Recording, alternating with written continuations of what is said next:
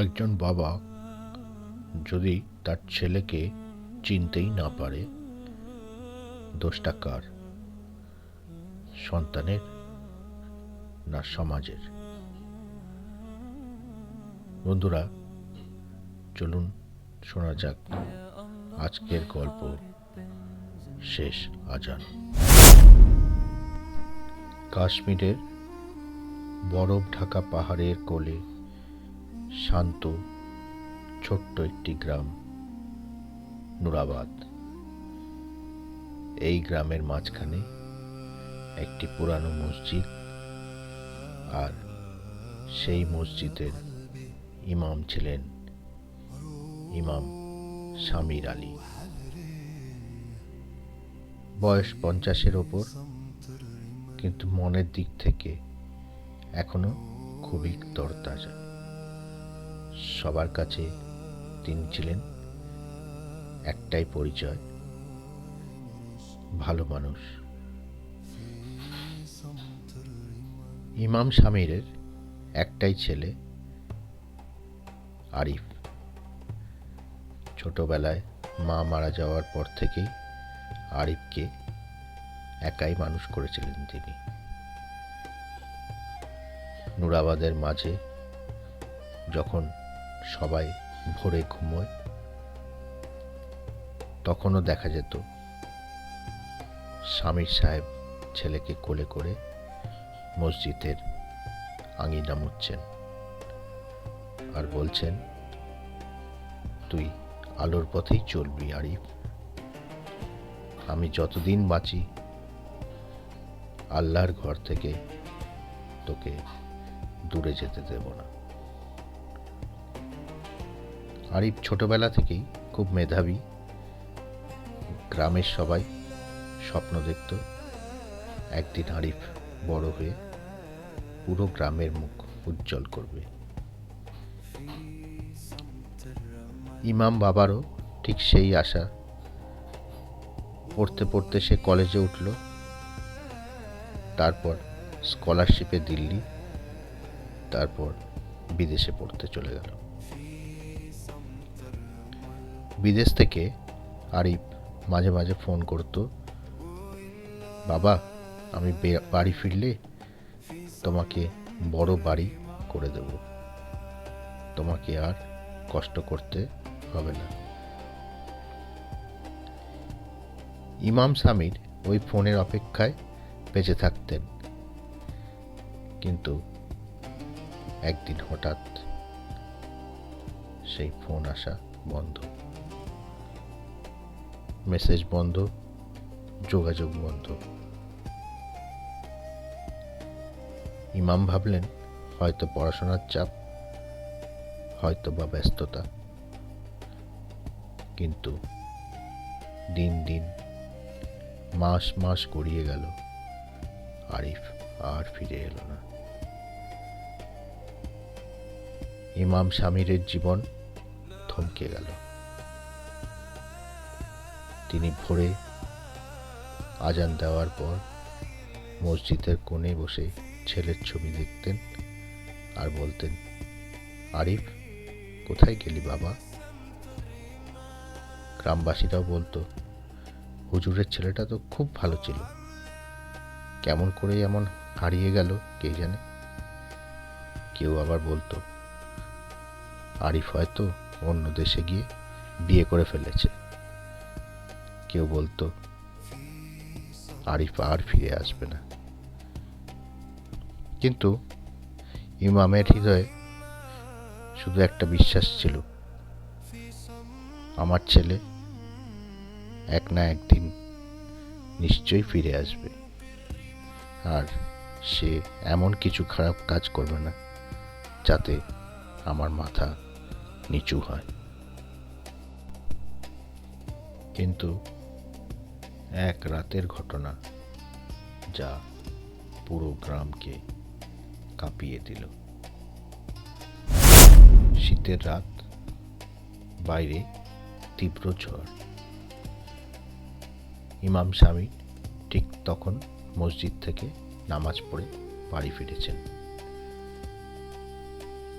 রাত তখন প্রায় 11:30। হঠাৎ ধড়াম ধড়াম কেউ বাড়ির দরজা জোরে জোরে ধাক্কা দিচ্ছে। ইমাম চমকে উঠে দরজা খুললেন। দরজা খুলতেই একজন লোক হোঁচট খেয়ে তার বুকে পড়ে গেল। মুখ তুলে ইমাম তাকাতেই তার হৃদয় যেন থমকে গেল। সে আর কেউ নয়, তার একমাত্র আরিফ। আরিফের কাঁধে গুলি লেগেছে, রক্ত ঝরছে, চোখে আতঙ্ক, মুখে অপরাধবোধ। ইমাম কাঁদতে কাঁদতে তাকে জড়িয়ে ধরলেন। আরিফ, কোথায় ছিলি এতদিন? কে তোকে গুলি করেছে বাবা? আরিফ ফিসফিসিয়ে বলল, বাবা, আমি ভুল করে ফেলেছি, আমাকে লুকিয়ে রাখো বাবা, দয়া করে বাঁচাও। ইমাম স্তব্ধ। কি ভুল করেছিস? কি ভুল করেছিস বাবা? আরিফ কান্না চেপে, আমি বড্ড ভুল করে ফেলেছি বাবা। বিদেশে আমাকে ভুল পথে টেনে নিয়ে গেছে। আমি আজ পুলিশ ক্যাম্পে গুলি করেছি বাবা। ইমাম যেন বজ্রাঘাতে আঘাত পেলেন। নিজের ছেলের মুখে এই স্বীকারোক্তি।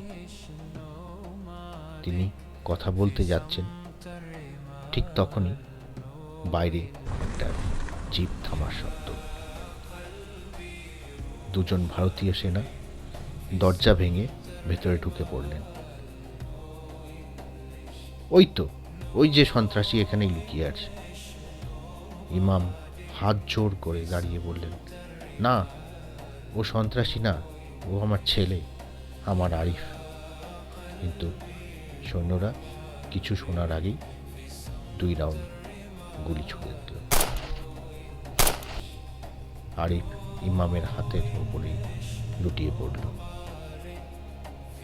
চোখে জল, ঠোঁটে শুধু একটাই শব্দ, বাবা, ক্ষমা করো বাবা।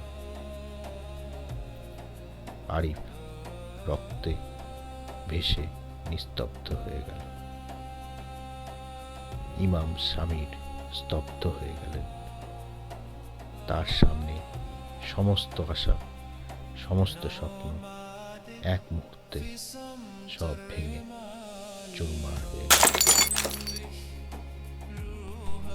পরদিন জানা গেল আরিফ বিদেশে ভুল জঙ্গি সংগঠনের হাতে পড়েছিল।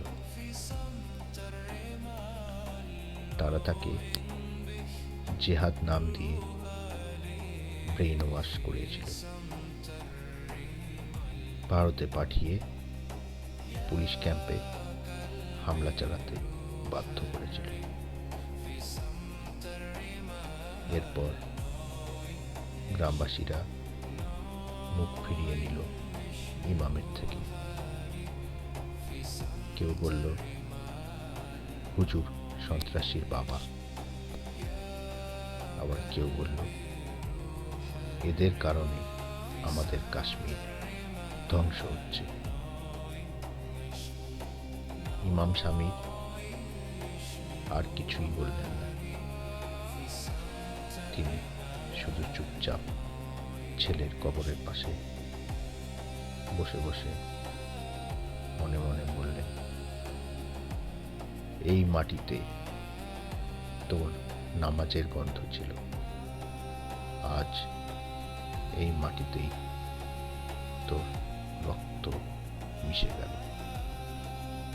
আমি তোকে কোরআন শিখিয়েছিলাম, বন্দুক ধরতে শিখাইনি। ইমাম বললেন, আমার ছেলে খারাপ ছিল না, লোকেরা ওকে খারাপ বানিয়ে দিয়েছে। সন্তান যত ভালোই হোক, ভুল মানুষের সঙ্গে মিশলে জীবন শেষ হয়ে যায়। জ্ঞানহীন ধর্মান্ধতা, মিথ্যা জেহাদের ডাক একটি পরিবারের স্বপ্নকে মুহূর্তে ধ্বংস করে দিতে পারে। জঙ্গি হওয়া কোনো ধর্ম শেখায় না, মানুষ মারা কোনো ঈমান শেখায় না, বাবার বুক ভাঙা কোনো লড়াইয়ের বিজয় নয়। আমার আরিফ যদি ভুল পথে না যেত, আজ সে গ্রামের গর্ব হতো। সন্ত্রাস কোনো পথ নয়, ভালোবাসাই একমাত্র পথ। বন্ধুরা, আমার প্রশ্ন রইল, ধর্মের নামে যারা অস্ত্র ধরায় তারা কি কখনো বাবার চোখের জল দেখে? কমেন্টসে অবশ্যই জানাবেন। আর গল্পটা ভালো লাগলে চ্যানেলটিকে সাবস্ক্রাইব করবেন। ধন্যবাদ।